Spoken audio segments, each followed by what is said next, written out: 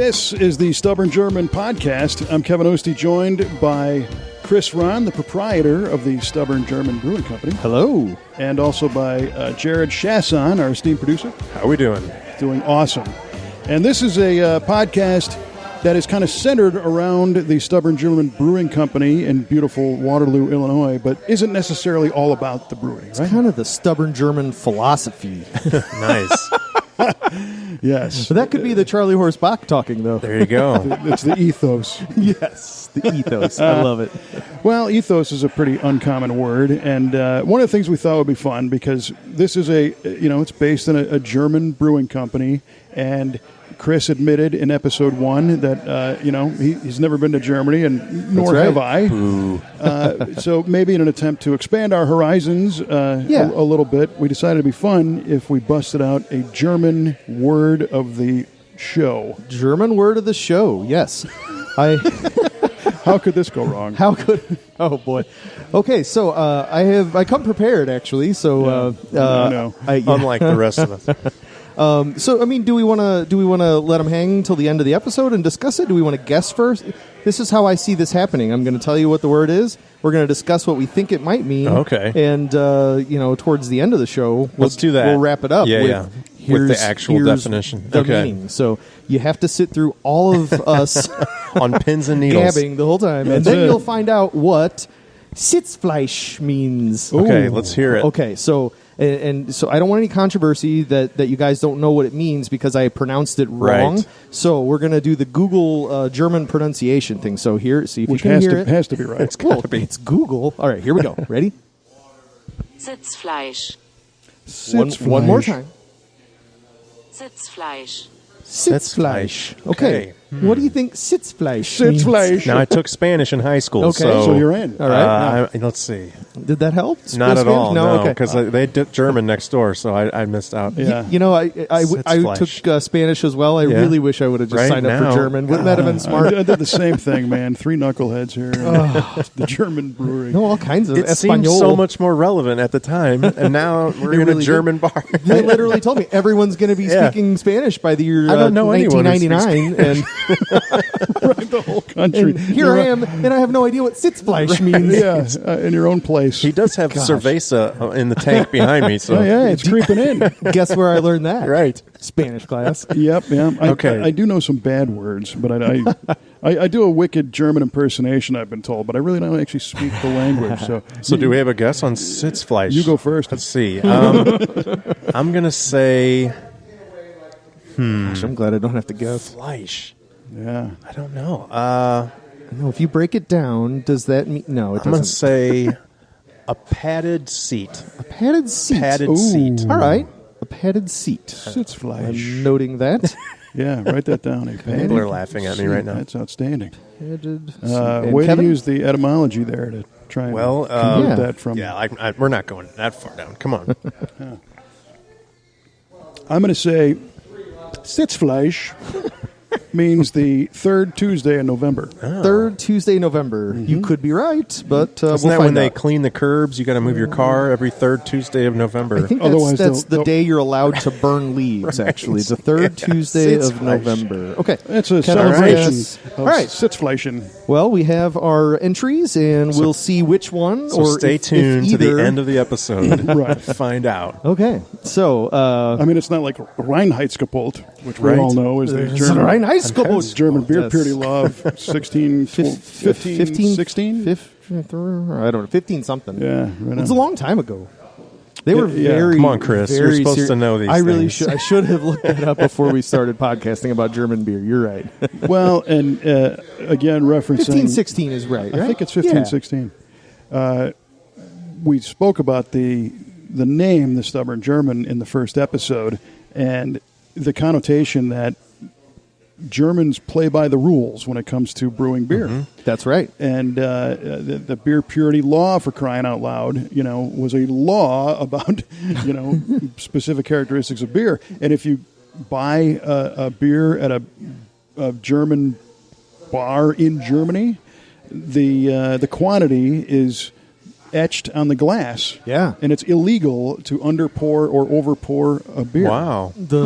Policia will come Good to right know. in. The Polizei. Policei, that's Yeah, right. yeah. Policei will come in and say, you underfilled this beer. Der Kommissar. Der Kommissar. You'd be in trouble. Yes, for sure. So this time, kind of along those lines, I wanted to touch on a little bit of following the rules and how Right. 2020 was such a nightmare of a year, and all over the place. Because of COVID, we all know what it did, but so many restaurants and bars and entertainment places closed and never came back. Yeah. And you being a place where people would come and drink here, how did you strategize to be able to get through that? I drank a lot at first. the right business. A lot, yeah. Well, we had a lot of beer that wasn't going anywhere, Yeah, so look. I had plenty of product. Right.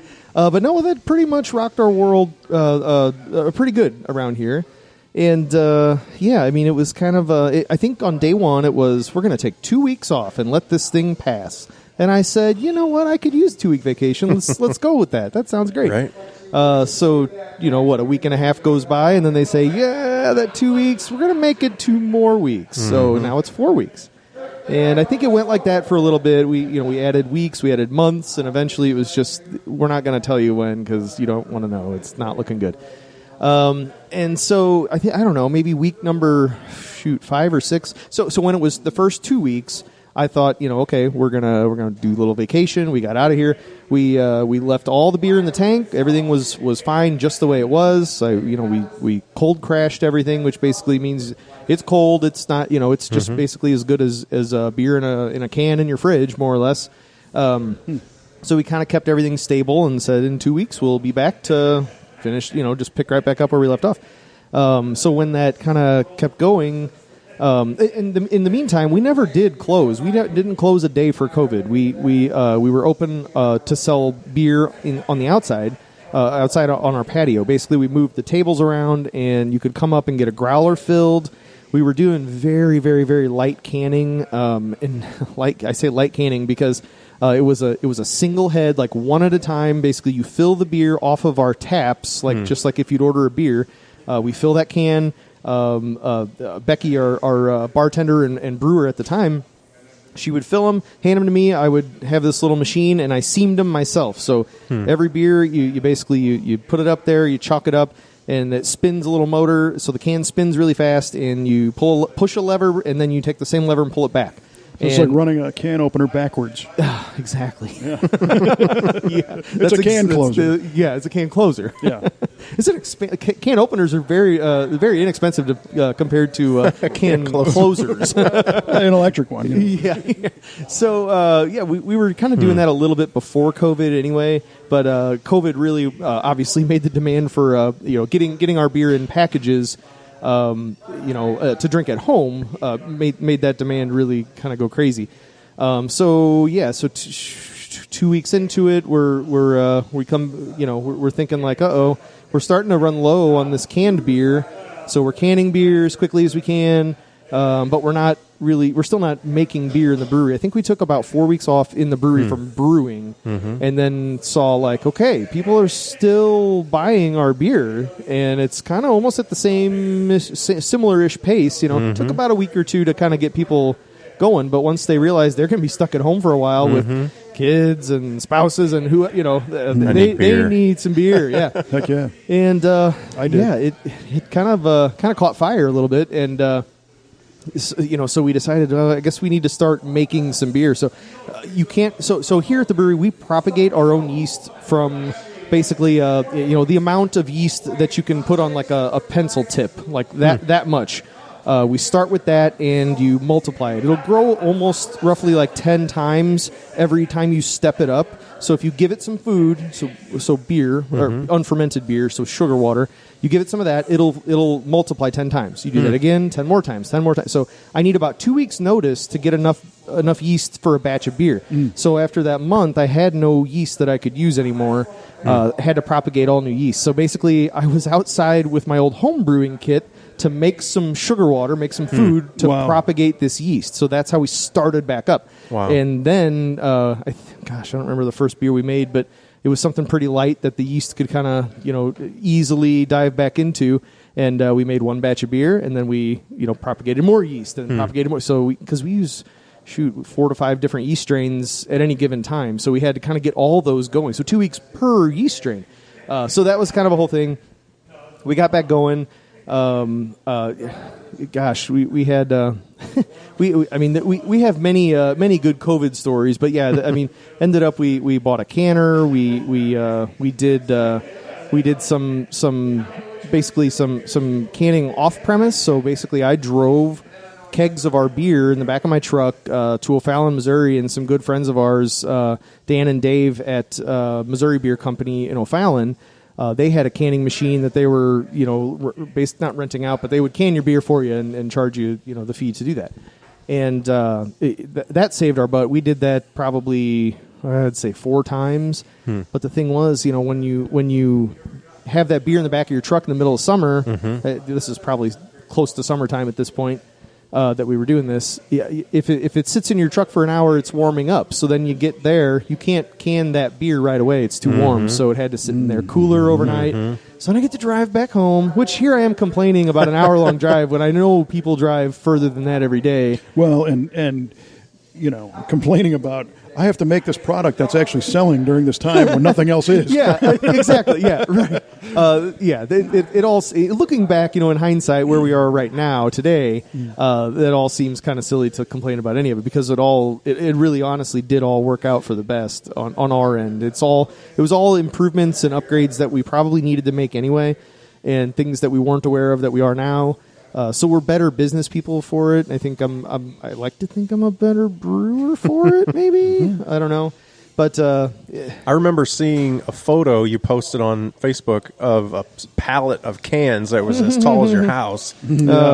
It's funny you say that. We did that today. Oh yeah, we got a delivery today. So nice. I don't have a way to bring in a pallet of any type in this building. This building was built in 1885, so they didn't think about a loading dock or anything like that. It's time to knock a wall out, Chris. Yeah. Come on. So we have our pallets of cans delivered to our house, and the thing is, the pallet is about 4 layers of cans too tall to fit in our garage. So we have to box up the first 4 layers and get them off the pallet, and then you can slide it in and let it sit for a while. And then every single time we need a can, you have to just grab all those cans, put them in a box, and bring them to the brewery. That's every Monday we do that. So it gets a little old, but that's honestly the way everything else runs down at our canning area right now. So here's the big spoiler: we have a canning machine now. Nice. Guess I should let people know that. But yeah, so the way everything else works right now, if that's the only real problem we have is we have to box up some cans, I'll take that. It's really not that bad, but. Well, Kevin, what did you have as far as your COVID nightmares? We'll get back to mine. I've got plenty more stories.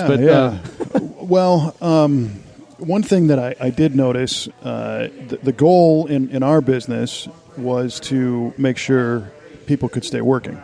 Yeah. And we run a restoration shop in Redbud, Illinois, and we work on classic cars and muscle cars and whatnot. And believe it or not, we were deemed essential. Really? Yes, because we repair cars, and sure. but we're not technically an auto repair facility. So I was like, well, are we in a loophole here or what? Right. And hold on, I just want to interrupt for a second. I say really like I'm surprised, but here I am opening I'm the guy having a brewery that's allowed to stay open, like that's essential. But yeah, well, Illinois wants tax money, so and you and I had talked about that. I think that was your saving grace, is that the state of Illinois, in their wisdom, deemed alcohol production, I guess, as being an essential service, and that allowed you to stay open, which was wonderful. Right. In our case, I reached out to our trade organization in the automotive world for guidance, and that it's called SEMA, and SEMA was like, "No, you're staying open." Nice. Especially until maybe somebody tells you to close. Sure. Yeah. So the big thing for us, I think at the time we had 21 people on staff. Wow. Yeah, it's pretty crazy, and a handful are administrative, and the rest are technicians. And we decided that the administrative people could work from home, So they still worked, but they got sent home and did the digital thing and the Zoom stuff and all that nonsense. And then the technicians would still come to work, and our shop is big enough, because you're working on a car, you're naturally kind of distanced from everybody else. But I will never forget early on when things all shut down, and my wife actually runs our business, Kelly. She's operations manager and kind of the lead person on this. She's the glue for the whole shop, right? Oh, she's more than the glue. Than the glue. She's the glue and the glue gun. The last thing you want, especially if you're a business owner that has people that give their time to work at your place, is for them to feel uncertain, right? Yeah. And uncertainty can happen even when it's regular times and not COVID times. Right. So what causes uncertainty? People want to make sure they're going to get a paycheck. They want to make sure that they got a place to come back to. They want to make sure there's work to do. So we did everything we could to go into the shop and gather everybody around. And I was absorbing COVID information as much as I could to try to tell the stories and put the people at ease as best, because nobody knew anything at the time. Right. But the little stuff that I would learn about, how to sanitize your. Remember, you got to wash your hands for 20 seconds. Right. Right. Well, you got to. Was there a song you had to sing? Or? Happy Birthday or the ABCs or something? I think you had to say Happy Birthday twice. I think. Was it Staying Alive? Or, no, that's CPR. Staying Alive. I think it was Sitzfleisch Live. Sitzfleisch. Oh boy. So we had to train that, and we're lucky that that just about everybody, felt comfortable enough to come back and stay working. Yeah. And the other concern that we had, which I'm sure you did too, was that we thought our customers are just going to vaporize. Right. Because here's this situation where a lot of people are losing their jobs and having to stay home and not make money. And we do a service of restoring classic cars, which, isn't as important as putting food on the table for most people. Right. Or beer. Yeah. Well, but in your case, I ended up consuming a lot more of, alcohol during that time period. And many, almost everybody did, I think. I think so. Yeah. So, what we ended up finding out is that we were able to get through it, and my nightmare of the customers disappearing luckily didn't happen. Our scope of business changed a little bit. So, typically we have any number of like a full, complete car restoration going on, which could take a couple of years and be a long, drawn-out, expensive process. Or we also do like upgrades and performance improvements, which could be 2 weeks instead of 2 years. Right. And the 2-week jobs went through the roof. People, I think, were more comfortable doing that than the big job because of the uncertainty of COVID. So in our case, business just increased and increased and increased the whole year. Crazy. Yeah. Crazy. And do you think that any of the stimulus checks helped with that? People get a government check in the mail and they've been working all along. Now they got extra money. They didn't need it to pay their bills. Yeah, I think that there's something to it. Yeah. V8 overhauled. Yeah. Well, you buy some parts for the car or something. Yeah. We noticed that the automotive enthusiast industry had a really good year in general because even the people that were working from home, a lot of them worked from home in their garage, and they got to play with their toys and work on their car and stuff. Or they probably had the project car sitting there and going, right. What better time than right now? I'm forced to stay at home. Yep. Let's start sanding on the old Camaro or whatever. Yep. Yeah. And I'm going crazy, and I got to do something. Yeah. So that was huge. So at the end of the day, we made it through. None of our staff really got sick. Yeah, a couple of spouses did, but everybody made it through okay. And nice. In fact, today I got my first vaccine shot. So how are you feeling? Good. Except every time I walk past the microwave, I pee in my pants and forget who I am for half an hour. But other than that, but that's normal. Oh, that's funny. So, in your case, how did you handle your team? Because as I look around the bar, it's all the same people. Yeah, today. We have an awesome staff, and everybody was really good and excited and eager to keep working. No one really said, I'm uncomfortable. I don't really want to, we pretty much had everybody on board with, if it's going to be this way, if you're going to be selling off the patio, that's distant enough. And, the bartenders would have to go in, fill your order, and then bring it back out to you. We did a few times where Tammy and I, and, we would deliver beers. I was just going to ask you. I thought I remembered you guys doing deliveries, right? Every once in a while, we'd dress up in our lederhosen and dirndls, and we'd be rocking some polka music and with the windows down, and making sure the neighbors knew who was showing up. And, but in Waterloo, that could be anybody. It really could be, That's really not that out of the ordinary. Yeah. But, so we did that for a while. Gosh, we had, I call it a shtick, but it was... Every weekend we had a new shtick. Like, what are we going to do this weekend to make some cash? Because you just didn't know if the cash was going to come in the next weekend or the weekend after. So you did what you could today to keep your employees employed and keep the business going. So we did things like I had a bunch of beer in our walk-in cooler that was barrel aged.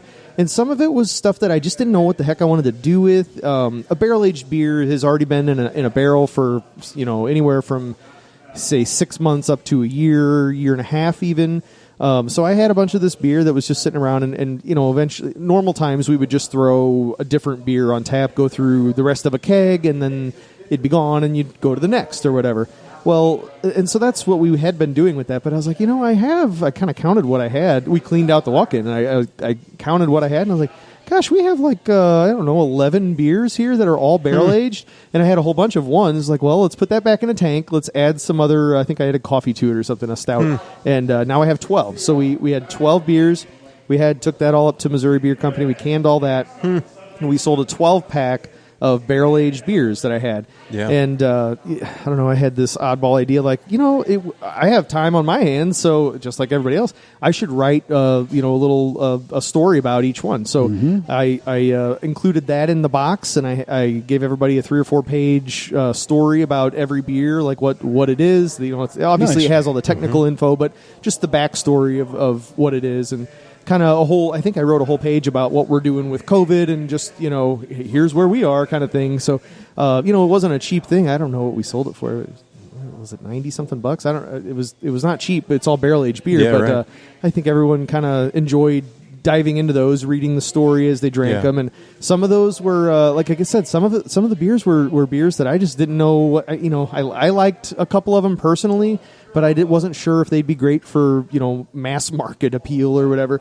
And it's like, what, we're going to throw them in there, and I'm just going to write on here, like, this is me learning how to barrel-age beer. So you're drinking the story of me in 12 different beers, me learning how to barrel-age beer.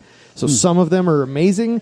There's a couple that I would bet that a lot of people wouldn't like. I had one that was, I called it a Rogan wine, but it's basically a rye. Instead of a barley wine, it was made with rye. And we aged it in a Stumpy's rye whiskey barrel.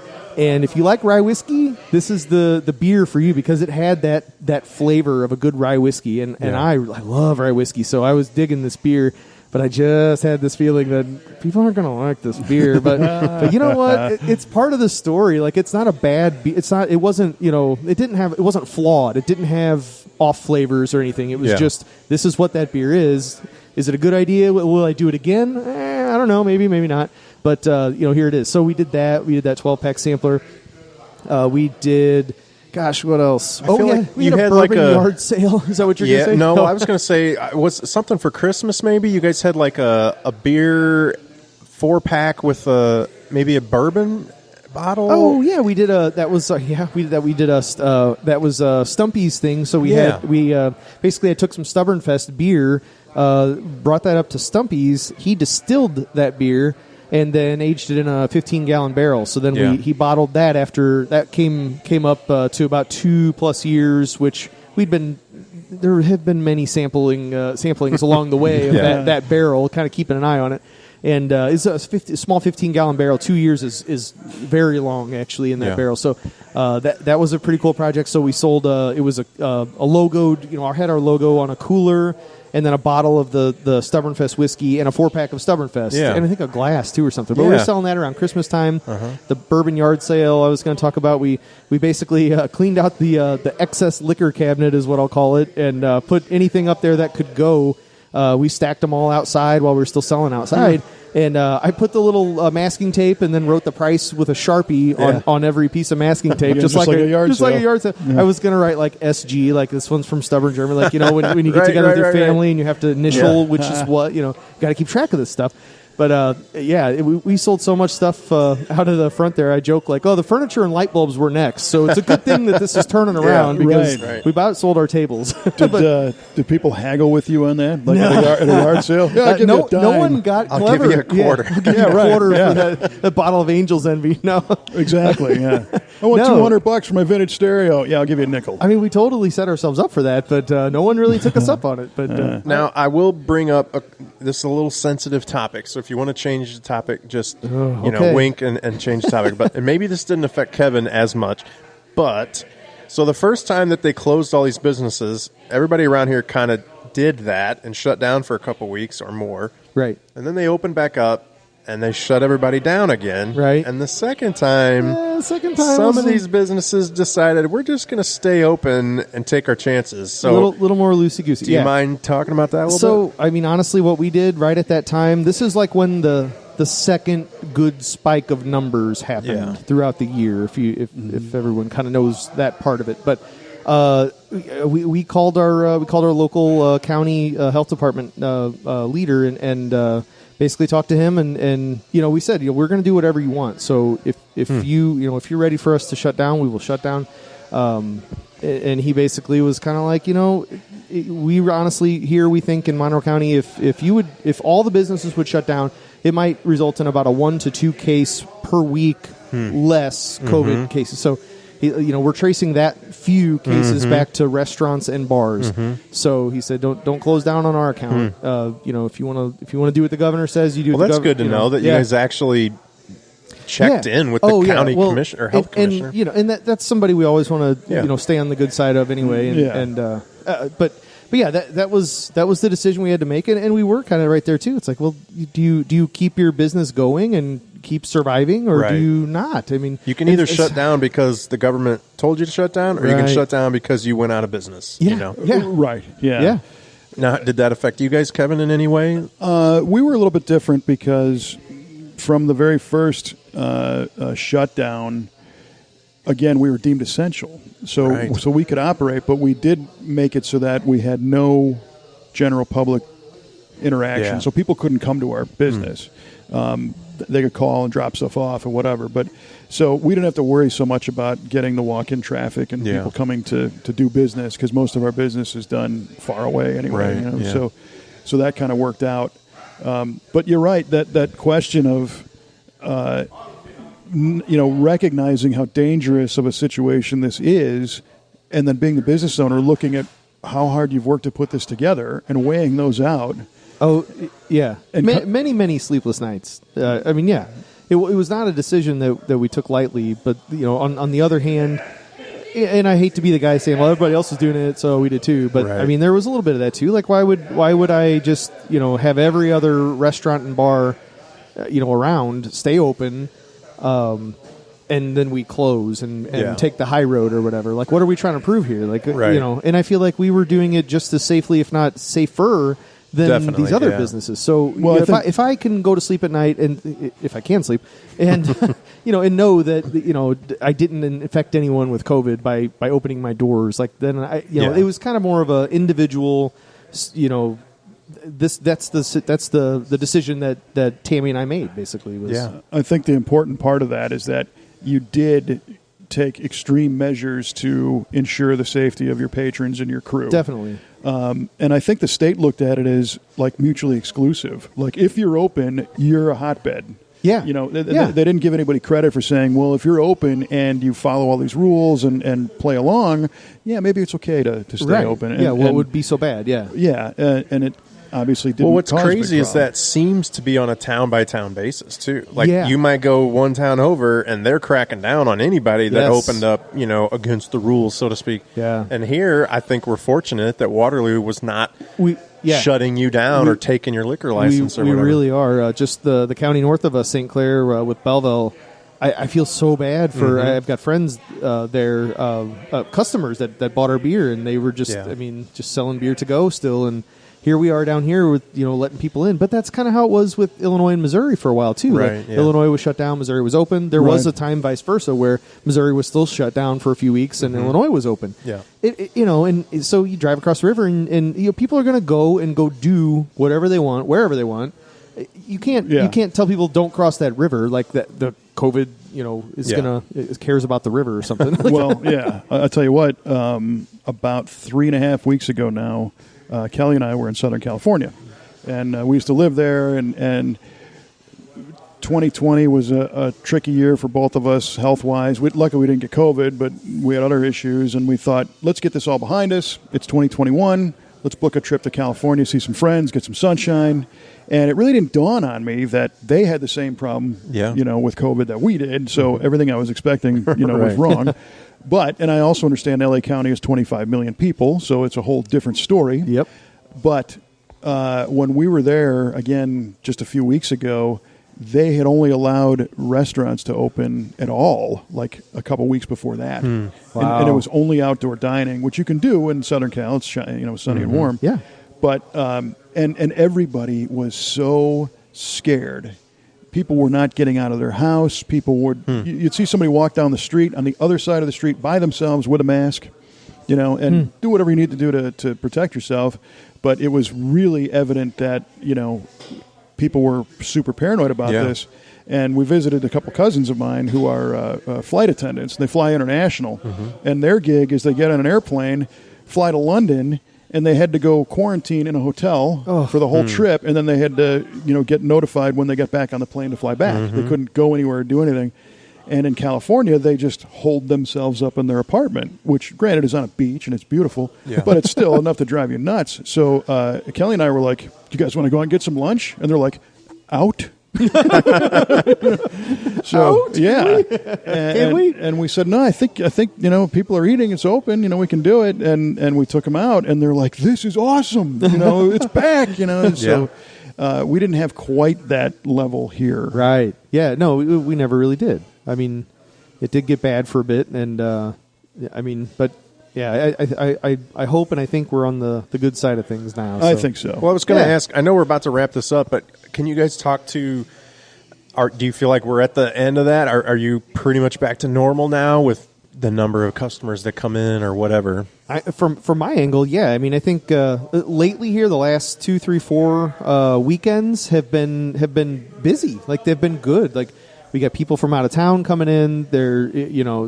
We have a lot of people that have never been here before, and I don't know if maybe during COVID they're making a list of where they're going to go when they can again, or something like that. I'm not really sure, but for whatever reason, we're seeing new customers, new faces, people that are just figuring out what we do, and we love that. I mean, that's the name of the game, is wow someone on their first trip here and try to get them to come back again and again and again. And and you guys do a great job of marketing this place. The social Thank posts. You. I do so much. I'm sorry, Tammy does a great job of marketing. I saw that photo of you laying on the floor last night. That was pretty good. Yeah. Well, the posts are nice. They tell a story and they make you intrigued, and those are constant reminders that you guys are here. So I think you're right. A lot of people were like, "Hey, when the weather gets nicer and whatever, we're gonna go out again and we're gonna come to the Stubborn." I know in our case, we've been lucky to just continue on. We didn't really have a lull, and the downside for us is getting the parts and materials we need is it takes forever. So because of COVID, manufacturing shut down all over the world. So. That's our struggle, but you make your stuff here, Yeah, we just need ingredients, which actually has been good. There was a shortage of cans for a bit, but that really didn't ever affect us at any time when we remember ordered. That. Yeah. I think you still have an issue getting 12-ounce cans, but we do everything in 16-ounce. So yeah, we kind of lucked out there. The very last thing that I was going to say that we did for COVID is basically buy that canning machine, and now we basically I always kind of joked like, oh, we're never going to be that brand. Like we sell our beer at the bar, like that's what we do. We're a place where you come in and you talk to other people and you have fun and you see someone you haven't seen in a long time, or you see a stranger and you meet them and make a new friend. That's what we do here. But yeah, now we can probably a third of our batches. So we make a batch of beer, a third of that goes into cans at least, if not more. And right now, since we're busy, on the weekends and during the week sometimes, we're busier on the draft end of it. But we still have this demand in the cans for our cans, so we're kind of we're brewing as much as we can brew. I see a new Stubborn T-shirt. Demand in the cans. Demand? That's right. Oh nice. boy! Oh, I set myself One of up the things I love early on when you guys were canning stuff, you had one label and you would just handwrite on which beer it was. Oh yeah, I would handwrite those at home before we would can the night before. And now you've got these custom designed, great looking labels that clearly identify each beer, and it looks awesome. Like I'm looking in your case at your refrigerator right now. And they're gorgeous cans that, hey, I know what that one is, and I want that one, And again, that's awesome. That's one of the big things that pluses of COVID, if you want to call it that. It kind of forced you to do that. We totally took that end of our game and our business up to the next level, a couple levels up probably. So we've got cool labels. Brad Keim does those. He's the art teacher here in Waterloo at the high school, and he's a very talented guy. I scribble down ideas, maybe a sketch, maybe I just kind of tell him what I'm thinking, and if he can make something like that from the little that I give him to work with, he's a very talented guy. He also did the art for the podcast and the website. Yes, so shout out to Brad Keim. Absolutely, nice, very good. I've talked to him. He will be a guest at some point. Yeah, that'll be cool. Do we need to get back to our Sitzfleisch? Yeah, I can hear everybody is pounding their fists on their desks at home saying they want to know about this. Yes, so Sitzfleisch. All right, here it is. You're telling me it's not a padded seat? So we had a padded seat. Was Jared's guess, and then you said the third Tuesday of November, which was very close. Which is definitely not. Actually, Jared had one of the two words correct. So Sitzfleisch means seat meat. Seat meat. So you had padded seat. So I'm going to give you half credit on that. All right. Which you did beat Kevin. So you're up. Now what is seat meat? So seat meat is. So here's the definition. It's those who possess a lot of seat meat have the ability to sit through and weather something incredibly boring, which I thought might be a nice right on for this podcast. Big if ass, you're still listening, you have a great amount of Sitzfleisch, and we thank you for that. Stubborn German podcast. Yes. It's Sitzfleisch. Sitzfleisch. What fantastic. Oh, man. All right. Well, I don't feel so bad about losing that one. Who would have known? Yes. Seat meat. Well, we appreciate everybody tuning in to the Stubborn German podcast. If you like this kind of thing, make sure you hit the subscribe button wherever you're hearing it. If you've got feedback, you can find the Stubborn German crew here at the Stubborn German Bar, or you can always jump on their Facebook page and leave a comment. Tammy will get back to you on that. She will. Most likely. I may even see it. You never know. Yeah, you might. Too busy brewing. Yes. Hot shot brewer over here. Right. So, again, thanks for listening, and we will catch you next time. For Jared, Chasen, Chris Ron, I'm Kevin Ostie, and the Stubborn German Podcast.